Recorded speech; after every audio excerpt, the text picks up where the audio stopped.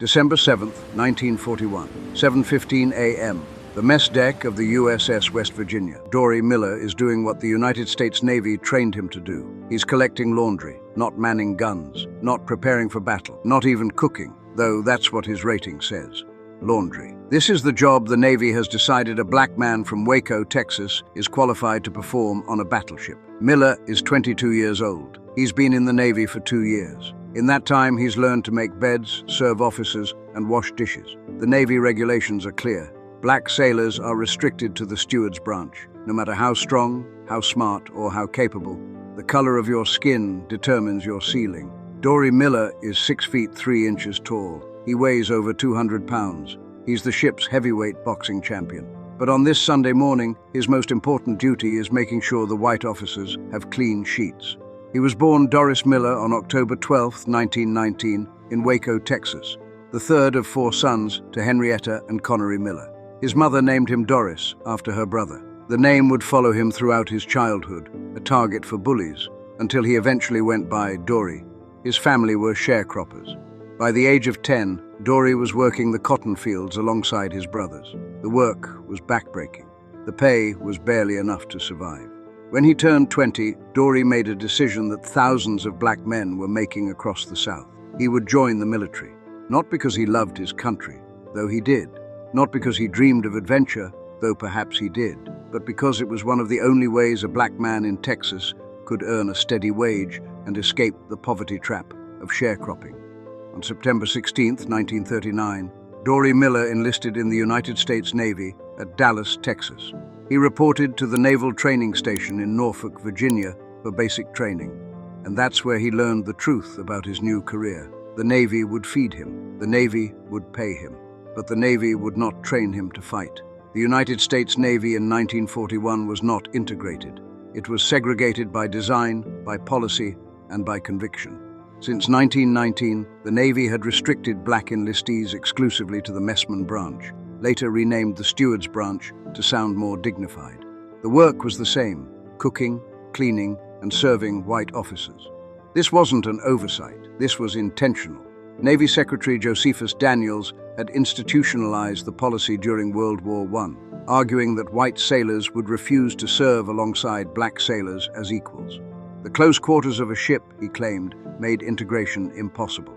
Black men could serve, but only in positions that made them invisible, subservient, and non-threatening. By 1940, out of 139,000 enlisted sailors, only 4,007 were black, less than 3%, and every single one of them was a messman or steward. The irony was bitter and obvious. Black men could cook the food that fueled battleships. They could serve the officers who commanded those ships, but they could never command themselves. They could load ammunition into magazines, but they couldn't be trusted to fire the guns. The Navy's position was simple. Black men lacked the intelligence, discipline, and courage for combat roles. Dorie Miller knew this. Every black sailor knew this. Miller reported to the USS West Virginia, a Colorado-class battleship and one of the most powerful vessels in the Pacific Fleet, on January 2, 1940. He was assigned as a mess attendant, 3rd class. His duties were enumerated clearly: serve meals to officers, maintain officer quarters, handle laundry, polish brass, and stay out of the way when real sailors were working. He was not trained on damage control. He was not trained on firefighting equipment, and he was certainly not trained on the ship's anti-aircraft batteries. The .50 caliber Browning anti-aircraft machine guns that dotted the West Virginia's deck were complex weapons. They required training to operate, training in loading, aiming, managing barrel overheating, and clearing jams. The Navy had entire manuals dedicated to their proper use. Dorie Miller had never been allowed to read those manuals. He had never been assigned to a gun crew. He had never fired a single round, but he had watched. During his 2 years aboard the West Virginia, Miller had observed the gun crews during drills. He'd seen how they loaded the ammunition belts. He'd watched how they adjusted for target movement, and he'd noticed how the guns overheated after sustained fire. He wasn't supposed to be learning these things. His attention was supposed to be on the officers' breakfast orders. But Dorie Miller had the mind of a fighter, and fighters study everything. December 7th, 1941, 7:55 a.m. The first wave of Japanese aircraft appears over Oahu. Dorie Miller is below deck, still collecting laundry from sleeping officers.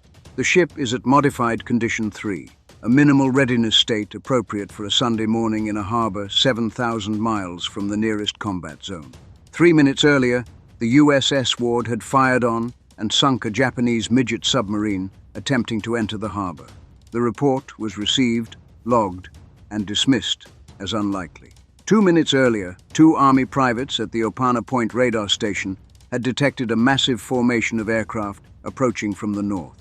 They were told not to worry about it, probably just B-17s coming in from the mainland. At exactly 7:55 a.m., Lieutenant Commander Mitsuo Fuchida gives the order.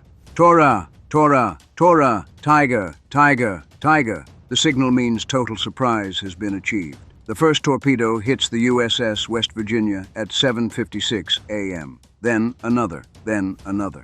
7 torpedoes in total will strike the ship in the next 8 minutes. Each one carries over 400 pounds of explosives. The blasts tear through the hull below the waterline, opening massive holes that flood the lower compartments instantly. Dorie Miller feels the ship shudder beneath his feet. The lights flicker. He hears shouting, then screaming, then the general alarm. General quarters! General quarters! All hands to battle stations. This is not a drill. Miller races toward his assigned battle station, the anti-aircraft battery magazine amidships. But the passageways are flooding. Oil-contaminated water is rushing up through the deck plates. Men are trapped below, drowning in darkness. He can't reach his station. The route is blocked, so he does what he was trained to do in exactly 0 scenarios. He makes a decision. He heads topside. The scene on the main deck is apocalyptic. The USS Arizona, moored just ahead, has been hit by an armor-piercing bomb that penetrated her forward magazine. The explosion, equivalent to 1,000 tons of TNT, has killed 1,177 men in an instant. The USS Oklahoma is capsizing, trapping over 400 sailors inside. The USS California is listing badly, taking on water from multiple torpedo hits. Burning fuel oil spreads across the harbor surface, creating a sea of fire. The West Virginia is sinking. Miller emerges into chaos. Japanese dive bombers are screaming down through the smoke. Bullets from strafing Zeros are ripping across the deck, sparking off the steel plating. The ship is listing to port, already 7 degrees and increasing. And then Miller sees something that changes everything. Captain Mervyn S. Bennion, the West Virginia's commanding officer, is lying on the navigation bridge, mortally wounded. A fragment from an armor-piercing bomb that hit the USS Tennessee, moored directly alongside, has torn through his abdomen. Lieutenant Commander Dorie C. Johnson is trying to move the captain to a safer position. But Bennion is a big man, and Johnson can't manage alone. Miller reaches them within seconds. "Help me get the captain below," Johnson orders. Miller doesn't hesitate. Together they lift Captain Bennion and try to carry him toward the conning tower. But the captain knows he's dying. He knows the ship needs leadership, not sentiment. "Leave me," Bennion orders. "Get this ship fighting." They place him in a sheltered position. Miller looks at the dying captain, a white man who has never eaten a meal Miller didn't serve him, who has never spoken to him except to give orders. And then Miller makes the second decision that will define this day. He looks for a weapon. The .50 caliber Browning machine gun is a devastating weapon. Developed by John Browning in 1918, it fires rounds the size of a man's finger at 2,900 feet per second. A single bullet can punch through an aircraft engine block. The gun weighs 84 pounds. It fires 450 to 600 rounds per minute. It can reach targets over a mile away, and it requires extensive training to operate effectively. Dorie Miller has received exactly 0 hours of training on this weapon. Lieutenant Frederick H. White, the ship's communications officer, finds Miller standing near an unmanned anti-aircraft gun on the navigation bridge. The gun crew is dead. The officer who commanded this position is dead. White is frantically trying to maintain communications with other ships, coordinate damage control, and keep the West Virginia from capsizing. He needs every available hand. He looks at Miller, a messman, trained to serve food, and makes a calculation that violates every regulation in the Navy book. "Can you operate this?" White asks, gesturing to the gun. Miller looks at the weapon. He's watched the gun crews operate it during drills dozens of times. He knows the basic mechanics. Load the belt, pull the charging handle, aim with the ring sight, Fire in controlled bursts to prevent overheating. I think so, sir, Miller responds. White doesn't have time to second guess. Then get on it. Miller takes position behind the gun. He grabs an ammunition belt, 100 rounds of .50 caliber armor-piercing incendiary ammunition, and feeds it into the receiver. He pulls the charging handle back, chambering the first round. The Japanese are making their runs. Nakajima B-5N Kate torpedo bombers are circling for second runs. Aichi D-3A Val dive bombers are screaming down at 45-degree angles, releasing bombs at the last possible second before pulling up. Mitsubishi A-6M0 fighters are strafing anything that moves. Miller tracks a dive bomber through the ring sight. He's never done this before, but his body knows the rhythm. Lead the target, compensate for speed, squeeze, don't pull. He opens fire. The gun roars. The recoil pounds into Miller's shoulders. Brass casings eject in a stream, clattering onto the deck. Tracers arc upward through the smoke, every fifth round burning bright orange to mark the path. He can see his rounds connecting. The dive bomber wavers, smoke trailing from its engine. It doesn't matter that he's never been trained. It doesn't matter that the Navy thinks he's not intelligent enough for this job. In this moment, Dorie Miller is exactly what the United States Navy needs, a warrior. Witnesses would later struggle to agree on details. Some said Miller shot down 2 planes, some said 4. Some said he definitely destroyed aircraft. Others said he damaged them severely, but couldn't confirm kills. The official Navy report, filed weeks later, would settle on vague language. Miller manned a machine gun and fired at Japanese aircraft until ordered to abandon ship. But the men who were there, the men who watched a messman transform into a gunner, they knew what they saw. Lieutenant Commander Johnson would later state, Miller's actions were clearly above and beyond the call of duty. Miller fires until the ammunition runs out. He loads another belt. He fires until that runs out. He loads a third belt. The gun barrel is glowing red from the sustained fire. The Navy manual says you're supposed to change barrels after 75 rounds. Miller has fired over 300. The Japanese aircraft are pulling back now, forming up for the withdrawal. The first wave attack has lasted just 30 minutes. It feels like hours. At 8:25 a.m., Lieutenant White gives the order Miller has been dreading. Abandon ship. The USS West Virginia has taken 7 torpedoes and 2 bombs. She settled onto the harbor bottom, her main deck awash. If they stay aboard, they'll go down with her. Miller looks at Captain Bennion one final time. The captain is dead. So are 105 other members of the crew.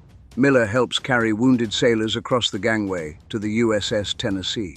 He makes multiple trips, hauling men who can't walk, supporting men who can barely breathe through oil-soaked lungs. When the last wounded man is evacuated, Miller finally crosses to the Tennessee himself. His uniform is soaked with oil and blood, some his, most belonging to others. His hands are burned from the overheated gun. His shoulders will be bruised for weeks from the recoil. He has no idea that in the next few hours, a second wave of Japanese aircraft will arrive. He has no idea that 2,403 Americans will die today. He has no idea that the United States will enter World War II tomorrow. And he has absolutely no idea that he's about to become a national hero. In the immediate aftermath of Pearl Harbor, the American press explodes with coverage.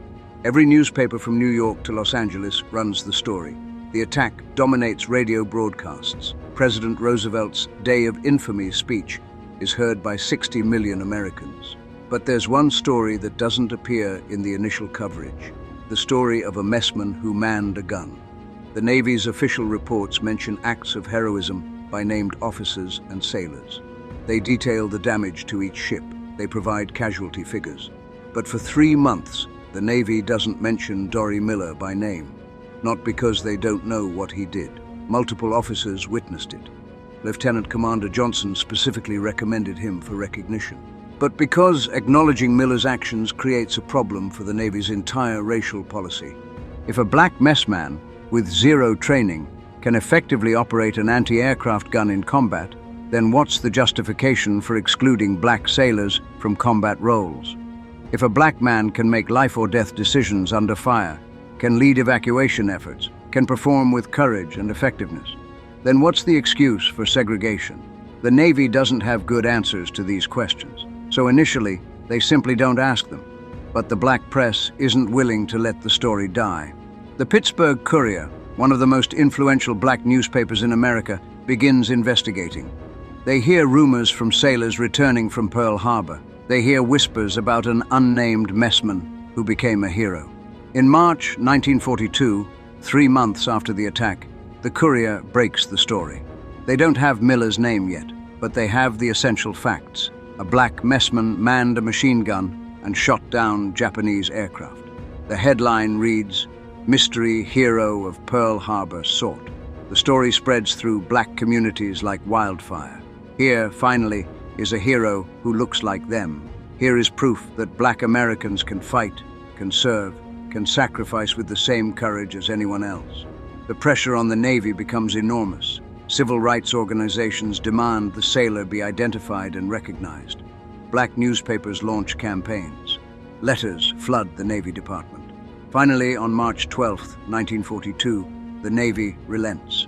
They announce the mystery hero's identity, Mess Attendant Second Class Doris Miller. The misspelling of his name, Doris instead of Dorie, will persist in Navy records and newspaper coverage. But Miller doesn't care about the name. He cares about the recognition. On May 27, 1942, nearly 6 months after Pearl Harbor, Admiral Chester W. Nimitz pins the Navy Cross on Dorie Miller's chest aboard the USS Enterprise. The Navy Cross is the second highest decoration for valor that the Navy can award, ranking just below the Medal of Honor. Only 347 Navy Crosses were awarded during the entirety of World War II. Dorie Miller is the first black recipient. Admiral Nimitz reads the citation, "For distinguished devotion to duty, extraordinary courage, and disregard for his own personal safety during the attack on the fleet in Pearl Harbor, territory of Hawaii, by Japanese forces on December 7, 1941. The citation is careful. It doesn't specify how many aircraft Miller shot down. It doesn't emphasize that he operated weapons he wasn't trained to use. It doesn't mention that he did all this while the Navy's official position was that black men couldn't handle combat roles. But the medal says what the words won't. The Navy sends Miller on a war bond tour. He appears at rallies across the country. His image appears on posters encouraging black Americans to enlist, to buy bonds, to support the war effort. Above and beyond the call of duty, the posters proclaim, showing Miller's face beside the Navy Cross. The irony is crushing. The Navy is using Miller to recruit black sailors. Sailors who will still be restricted to the steward's branch. Sailors who will still face segregation, discrimination, and exclusion from combat roles. Miller sees the contradiction clearly. In interviews, he's diplomatic but pointed. "I would like to be able to do more than I am doing. I had hoped that I would get a commission and go to work directly with Negro personnel." The Navy denies his request. Instead, they send him back to serve as a messman. In 1943, Miller is assigned to the USS Liscome Bay, an escort carrier heading to the Pacific Theater. He's still a mess attendant first class, the highest rank available to black sailors at the time. On November 24, 1943, the Liscome Bay is operating near Makin Atoll in the Gilbert Islands. The ship is providing air support for Marines fighting ashore. At 5:13 a.m., a Japanese submarine, I-175, fires a single torpedo. The torpedo strikes the Liscome Bay's bomb magazine. The resulting explosion tears the ship in half. She sinks in just 23 minutes. 644 sailors die. Only 272 survive. Dorie Miller is among the dead. In 1973, 30 years after his death, the Navy names a Knox-class frigate in Miller's honor, USS Miller FF-1091. It's the first major warship named after a black sailor. In 2020, the Navy announces that a Gerald R. Ford-class aircraft carrier, the most advanced warship ever built, will be named USS Doris Miller, CVN-81. When commissioned, it will be the first aircraft carrier named for a black American and the first named for an enlisted sailor. But Miller's legacy extends far beyond ships bearing his name.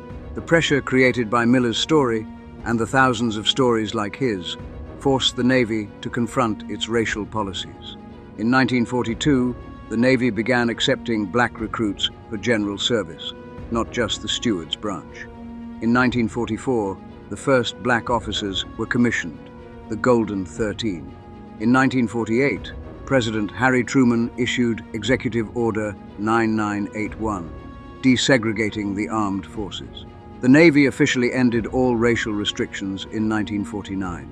These changes didn't happen because the Navy suddenly developed a conscience. They happened because men like Dorie Miller made segregation indefensible.